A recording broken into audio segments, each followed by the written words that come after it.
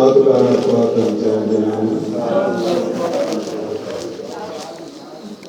पंचमे गणपति धम्मा इट्ठा Kanta मनापा दुर्लभा लोकस्मि पूज्यतर महासंघरत्ने अवसराय ma'am गृहे गृहाधिपति समंत महात्मा धम्मिका रत्नायक महात्मीय एवं अपने आर्य दिशानायक महात्मा महात्मीय उभे पार्श्वे अनिकुत सहोदर सहोदरीන් ඥාතීන් ඇතුළු කොට ඇති මේ අවස්ථාවට සම්බන්ධ වී සිටින ශ්‍රද්ධා බුද්ධ සම්පන්න කාරුණික වාසනාවන්ත පිටුතුනි දරුවෝ ගොඩක් ඉන්නවා. කවුරුත් එකතු වෙලා බොහෝ වටිනා පින්කමක් සිදු කරපු අවස්ථාව.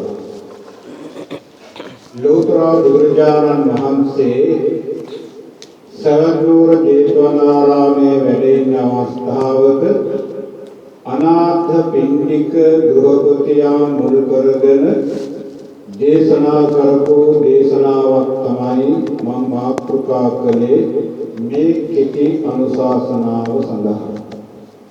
අනාථ පින්ඩික ගෘහපතියා නිරන්තරයෙන්ම විහාරයට යනවා. හැබැයි බුදුරජාණන් වහන්සේ වෙහෙසටපත් වෙයි කියලා ප්‍රශ්න ඇහුවා කියලා කියනවා බුදුහාමුදුරන්ට එහෙම කරදර කරේ නැහැ. නමුත් අනාථ පින්ඩික ගෘහපතියා මුල් කරගෙන දේශනා කරපු දේශනාවන් බොහෝමයක් තියෙනවා ත්‍රිපිටකයේ.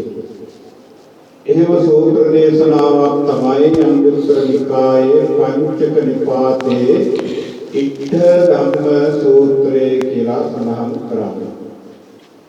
බුදුරජාණන් වහන්සේ දේශනා කරනවා පංචමේ ගාපති ධම්මා ඉත්තා කාන්තා මනාපා දුර්ලභා ලෝකස්මි. ගෘහපතිය මේ ලෝකේ අපි කවුරුත් ප්‍රිය කරන ආශා කරන කැමැති වන මනවඩන දුර්ලභ කාරණා පහක් තියෙනවා කියලා බුදුහාමුදුරු දේශනා කළා. මේ කියන කාරණා පහ දුර්ලභයි. න ආයාචනා හේතුවා පක්ඛනා හේතුවා පටිලාභං වදාවි. අපි කොච්චර කැමති වුණත් ආශා කරත් ප්‍රිය කරත් මේ කියන දුර්ලභ කාරණා පහ අපි බලාපොරොත්තු වෙනවා නම් ආයාචනා කරලා ප්‍රාර්ථනා කරලා අපිට ලබා ගන්න පුළුවන්කමක් නැහැ කියලා තමයි බුදුහාමුදුරු දේශනා කළේ. කෝ ඉද්ධ කේන ආයත ආයාචනා කරපු තරමට ප්‍රාර්ථනා කරපු තරමට මේ කියන කාරණා ලැබෙනවා නම් මිනිස්සු මොනවායින් පිරියේද කියලා බුදුහාමුදුරු මතක් කළා.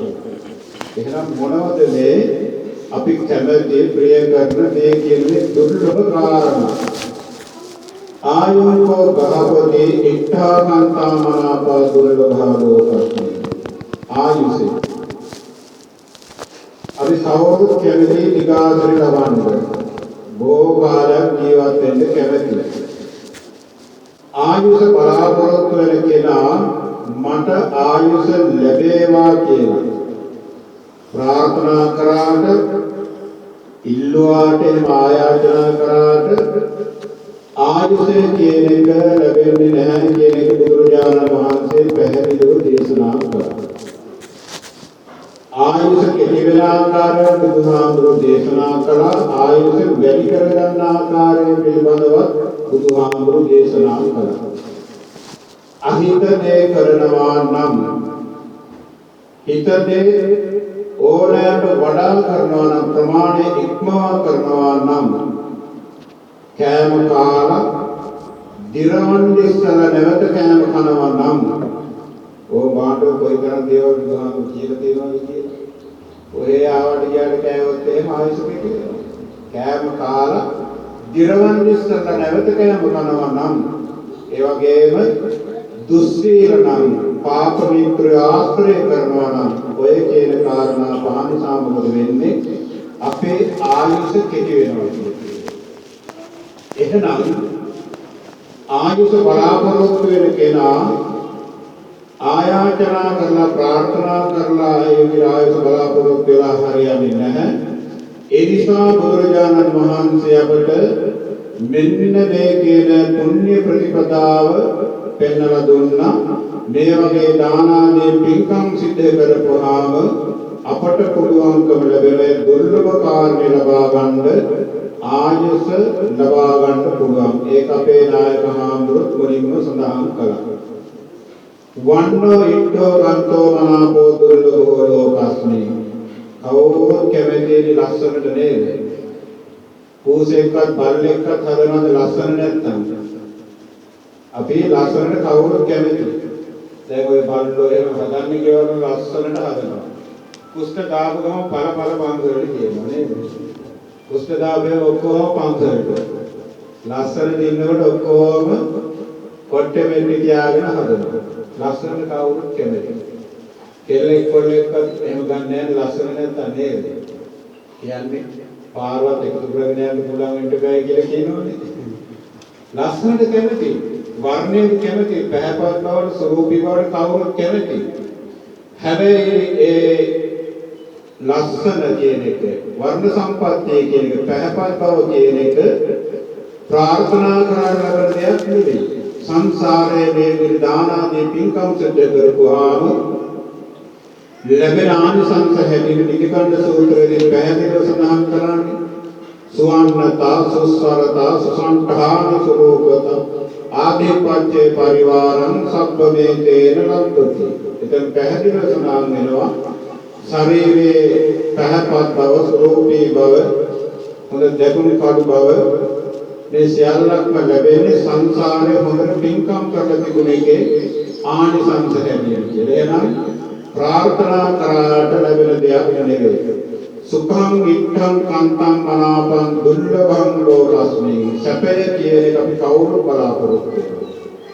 සැප බලාපොරොත්තු වෙන කෙනා සැප ලැබේවා කියලා ප්‍රාර්ථනා කරාට ආයාචනා කරාට එහෙම ලැබෙන්නේ නැහැ. සැප ලැබෙන විදිහේ වැඩ පිළිවෙලක නිරත වෙන්න ඕනේ කියලා බුදුහාමුදුරු දේශනා කළා. ඒක තමයි මෙන්න මේ පුණ්‍ය ප්‍රතිපදාව හැටියට බුදුරජාණන් වහන්සේ පෙන්වුවේ.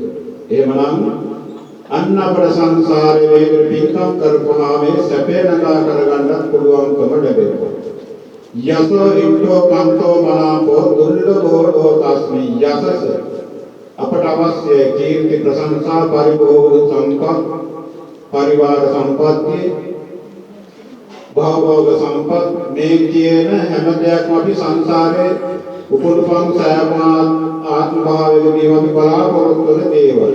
හැබැයි මේ කියන යසස අපේ කොච්චර ආයාචනා කරත් ප්‍රාර්ථනා කරත් ලැබෙන දෙයක් නෙවෙයි. සංසාරයේ මේ විදිහට හොඳට ධම්පින්කම් සිද්ධ කරලා ඒ විදිහට පින්කම් කරපේකේ ආනිසංස ලැබෙන දෙයක් තමයි බුදුරජාණන් වහන්සේ දේශනා කළේ. අනෙක් කාරණේ තමයි සග්ගං ඉත්තං කාන්තං මනාපං දුර්ලභං ලෝකස්මින්. මරණින් මත්තේ කිසිම කෙනෙක් කැමති නැහැ නරකයට යන්න. නරක ස්ථාන උත්පත්ති ලබන්න කවුරුවත් කැමති නැහැ. හොඳ තැනකට තමයි යන්න බලාපොරොත්තු වෙන්නේ.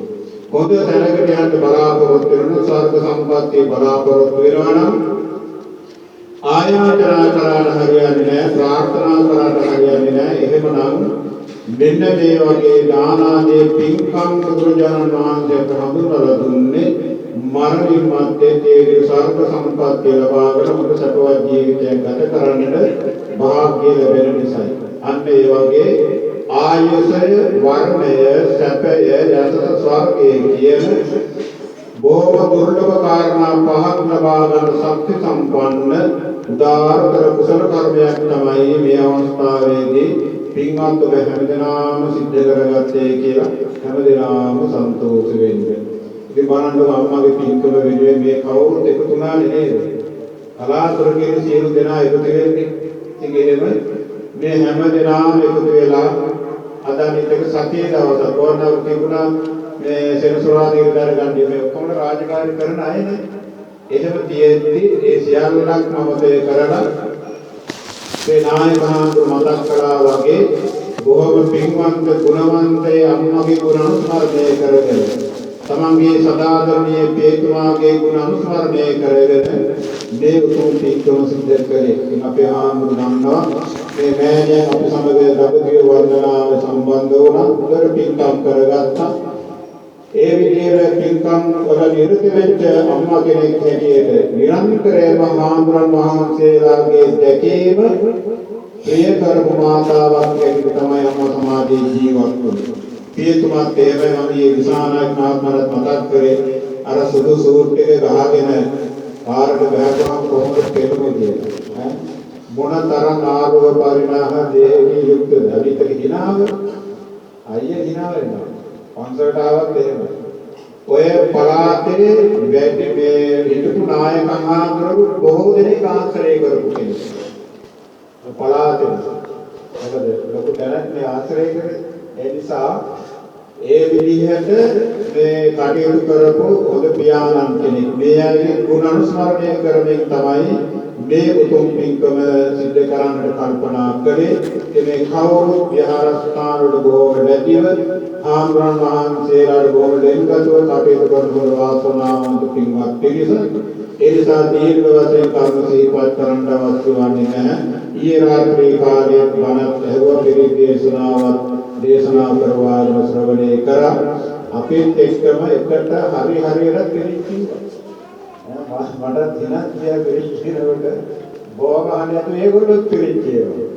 ඉතින් ඒ විදිහට පිළිත් දේශනාවක් දේශනා කරවාගෙන ශ්‍රවණය කරලා බොහෝ පින් සිද්ධ කරගෙන උදේ කාලේ ඉඳන් පූජා කරලා පින් සිද්ධ කරගත්තා. ඉතින් බොහොම ශ්‍රද්ධාවෙන් කර්මඵල විශ්වාසයෙන් දුරුපත් කරගෙන අතිගෞරවනීය අපේ නායක ආනන්දරන් වහන්සේගේ අවවාද ශාසනායකව අවශ්‍ය කරන කරුණ මහා සංඝරත්නයේ වඩම්මාගෙන බොහෝ වටිනා උදාර පින්කමක් මේ අවස්ථාවේ සිද්ධ කරගත්තේ. රැස් කරගත්තා වූ සියලු ආනිසංස ධර්මයන් දීට වසරකට පෙර පරලෝසපත් වන්නේ යෙදුන ඒ දිංගිරි අම්මා ගුණබර මෑණියන් ප්‍රධාන කොට ඇති.